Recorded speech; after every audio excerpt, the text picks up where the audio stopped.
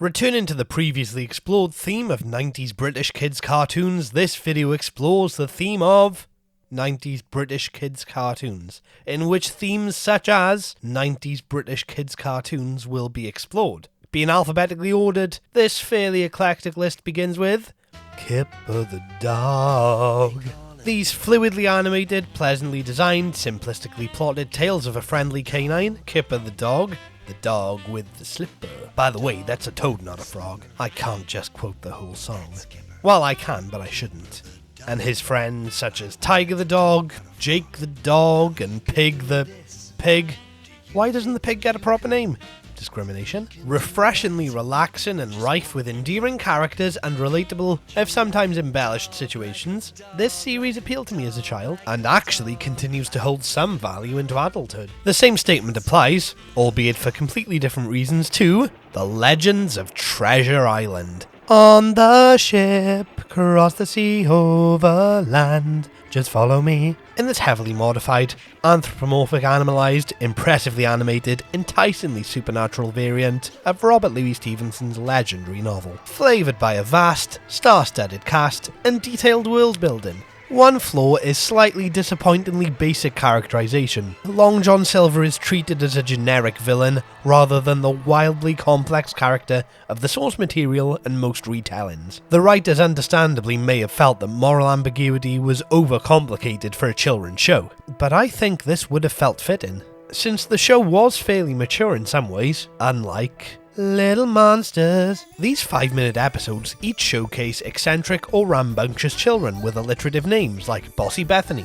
TV Trevor, or drug-addicted Dennis, whose episode is only available on the Blu-ray exclusive Snyder cut of the series. There's a definite sense of humour, and the idea is a promising one, though the basic artwork and generally standard voice acting leads to it feeling somewhat underwhelming. I would say it's forgettable, but that's disproved by the fact I remember it, just as I remember Noah's Island. A polar bear, 2 resurrected mammals, 4 vultures, and numerous shipwrecked zoo animals reside on a floating volcanic island while in search of a new home.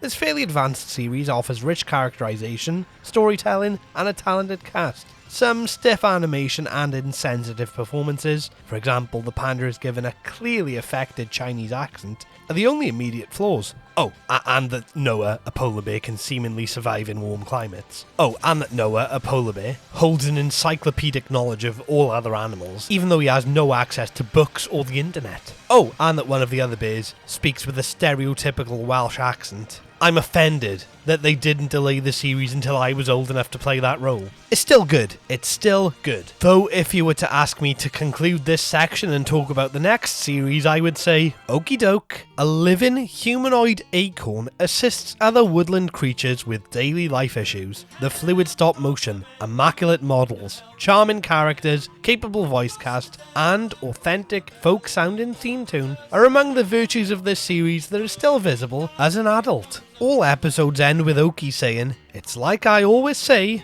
followed by a statement he, as pointed out by a Reddit user, would never say before or after. He'd say something like, "It's like I always say, throwing an unlit candle down the stairs might sometimes cause your cousin in Peru to throw a jam jar at a chicken's fountain pen." And the characters never say, "Really, Oakie? You always say that, do you? Because I talk to you most days, and I've never heard you saying that." But other than some slightly irritating supporting players, that's my only criticism. For a series with a more tech-heavy setting, consult Sherlock Holmes in the 22nd century. A reanimated Sherlock Holmes solves crimes alongside Lestrade's ancestor, conveniently also an inspector, and a robotic Watson in futuristic London. I can't remember what century this all happens in though. The series masterfully balances surprising faithfulness to Conan Doyle's works with thorough, thoughtful exploration of the cyberpunk subgenre. Other strengths include sharp humour and detailed comic book reminiscent artwork. Occasionally though, the show feels somewhat restricted since, like The Legends of Treasure Island, some ideas that require more depth are obviously simplified since they would otherwise feel overcomplicated for a children's show.